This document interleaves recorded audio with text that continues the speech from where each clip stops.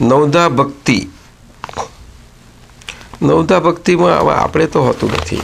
દાદા ભગવાનના અસીમ જે જયકારોમાં નવધા ભક્તિ આવી ગઈ. જાઓ તમને કહી દઉં. આમ સમજવા જશો તો તમે પાછું બુદ્ધિથી વિચારે જ થશો. સમજો? કારણ કે નવધા ભક્તિમાં છેલ્લામાં છેલ્લી ભક્તિ કઈ છે કે અભેદતા. બોલો, છેલ્લામાં છેલ્લી. હા, નવેમાં એ બધાના સરવાળા સ્વરૂપ. હવે એ તો આપણે મહાત્માઓને આજે સમજો.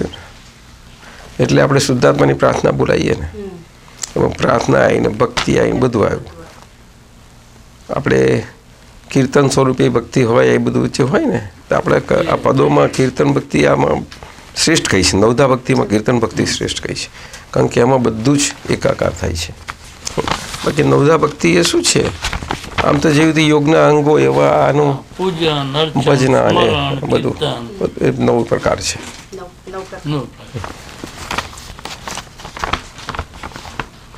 એટલે એમાં આપણે જાણવાની જરૂર નહીં મળે. ખાસ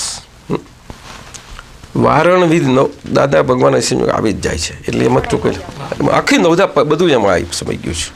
એના જેવું આજે કોઈ સાધન આ કાળમાં કોઈ કાર્ય જોયું નહીં હોવું નથી. સ્વસ્વરૂપ અનુસંધાન ભક્તિ બહુ સુંદર છે, જબરજસ્ત, અદભુત છે.